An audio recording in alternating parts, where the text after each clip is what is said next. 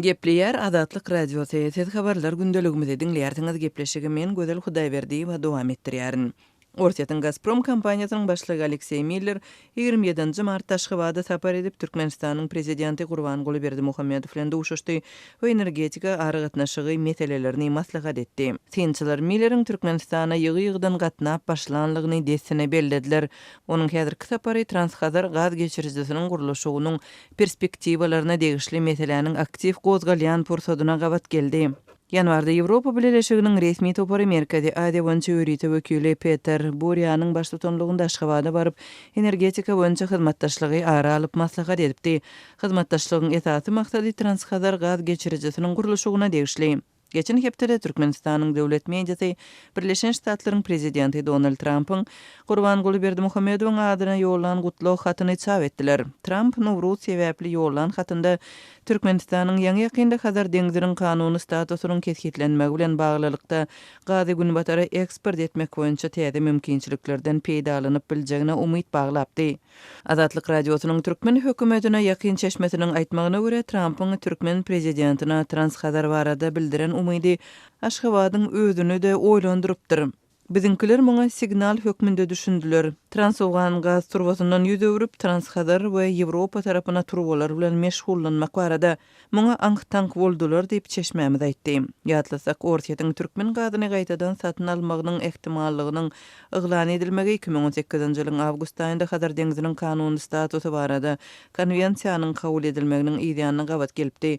Konwensiýa Transhazar gaz geçirjisiniň gurulşygyna we türkmen gazynyň Ýewropanyň bazarlaryna çıkarılmagyna ýol açýar. Prezident Berdimuhammedowyň Miller bilen geçiren gepleşiginiň mazmununyň jekmejekleri ma'lum edilmedi. Gazpromyň we türkmen medeniýetiniň maglumatlarynda taraplaryň özara bähwitli gatnaşyklary mundan beýlekde ösdürmek taýýarlygyny tasdiklanlygy baradaky umumy sözler bilen çäklenilmegine garamazdan Gazpromyň türkmen gazyny satyn almagyna degişli esasy meseleniň açyk galan bolmagyna meňzeýär.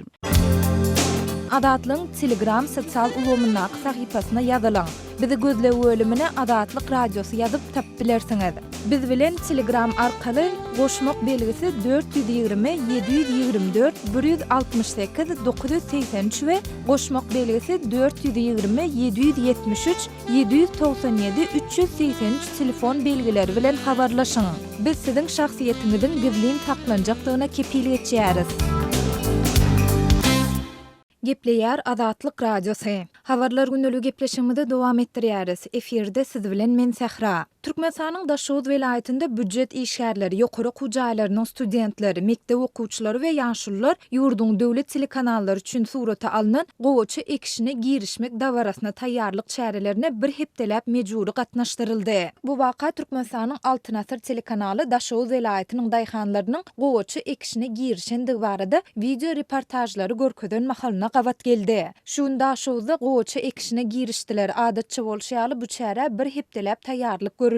Türkmen telewizionyasynda görkeziljek video reportajlar taýýarlamak üçin üznüksiz çäreleri geçirdiler. Büdjet işgärlerini ýaşullary we studentleri ençeme günläp ertirden akşama çenli ayak üstünde saklap gıynadylar diýip Adatlyk radiosynyň ýurduň Demiradyk welaýatynyň habarçylarynyň biri 27 martda gürrüň berdi. Anonim şertde söhbetdeş bolan habarçy türkmen telekanallaryna video reportajlar taýýarlamak üçin diňe bir dälde welaýatyň dürli künjeginde ençeme köpçülikliň çäräniň geçirilendigini hem belleýär. Hepdeniň başynda Daşowuz şäherinde rejissörleriň guramaçlygynda ýüriş geçirildi. Soňra-da könürgen çetrabynda göýe gowaçy ekişligine girişilendigi barada dawara geçirildi. Bularyň ählisi türkmen telekanallarynyň işgärleri tarapyndan tutuş hepde suraty düşürildi diýip habarçy aýtdy. Türkmenistanda gowaçy ekişme ösümine dawaraly ýagdaýda girişilip, owa hojalyk tehnikalarynyň gurallarynyň aýratynlyklary görkezilýär we ýaşullar ak pata berip topragy ilkinji tohumlar taşlaýarlar. Bu çäre döwlet eýçiligindäki telekanallarda döwlet durmuşynda möhüm waka hökmünde görkezilýär. 27 martda Altyn Asr döwlet telekanaly ýurduň Demiradyk welaýatynda geçirilen bu çäre barada jemi 14 minuta golay video reportajy ilata ýetirdi. Onda ortaça 1000den gowrak adamyň şol sanda çağalaryň, ýaşullaryň, büdjet işgärleriniň we studentleriň gatnaşyk gatnaşmagynda welaýatyň adyndan ona golay böleginde dürli çärelerin geçirilendigi görkezildi. Emma resmi medeniýetde bu çäreleri geçirmek üçin näçe adamyň iş, okuw ýa-da din çalyş wagtynyň sarp edilendigi, olary büdjet işgärleriniň, studentleriň we okuwçylaryň mejburi gatnaşdyrylmagy barada hiç tat aýdylmady.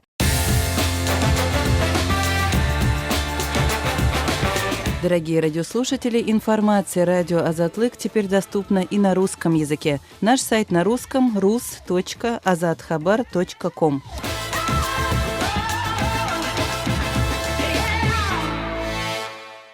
Gepleýär Azatlyk radiosu. Efirde habarlar günneligi bilen men Ýogsan Anna Gurban. Birleşen Ştatlar Özbek paýtagtynyň çagat häkmetiniň ulanmagy barada aladalar bilen bagly ýurda getirilmegi gadagan edilen harytlaryň sanygyny aýyrdy. Özbekistanyň Daşary işler ministrligi bu özgörüşleri gutlap 27 martda çap eden beýanatyny munyň Washington tarapyndan 2010-njy ýylda girilen gadaganlygyň aýrylýanlygyny aňladýanlygyny aýtdy. Birleşen Ştatlaryň Häkmet Departamenti 25 martda federal reýestre iýeren hatyny özüniň Özbek paýtagyny Amerikan häkimiýetleriniň mejbur çagat häkmetiniň ulanmagy netijesinde gadylyp alynan, öňürlen, ýasalanyp esasly ýagdaýda çaklap boljak harytlary gadagan etmek baradaky sanygyndan aýrýanlygyny aýtdy. Hukuk toporlary Özbek häkimiýetlerini çagalar paýta ýygmaga mejbur etmekde ýyllar boýy aýplap gelýär. Özbekistanyň dowlatçylyk goňşusy bolan Türkmenistan hem paýta ýygmyny mejbur häkmet şol sanyny çagat häkmetini ulanmakda ýyllar boýy tanqid edilip gelinýär. Türkmenistanyň birinji prezidenti Sapar Murat Niýazow 2005-nji ýylda çagat häkmetini gadagan edýän kanuny gol çeken hem bolsa bu meselede göze görünýän üýtgeşme bolmady diýip synçylar aýdýar. Prezident Gurbanuly Berdimuhammedow hem 2008-nji ýylda çagalaryň we studentleriň oňhojalyk işlerine çekilmegine gadagançylyk girdi. Emma bu gadagançylyk hem kagaz ýüzünde galdy. Bu ýagdaý Abaşanyň gümrük gullugynyň 2018-nji ýylyň maý aýyndan başlap Türkmen paýtagynyň we onuň öňürlen harytlaryň ähletiniň Birleşen Ştatlaryň çägine getirilmegini gadagan etmegine alyp geldi. Türkmenistan'dan Azatlyk radiosynyň azathabar.com web saytyna Sayfon 3 proxy ulgama arkaly howpsuz ýagdaýda girip bilersiňiz. Sayfon 3 dowamly özgörýär. Şonuň üçin ony her 2 hepdeden täzeläp durmagy unutmaň.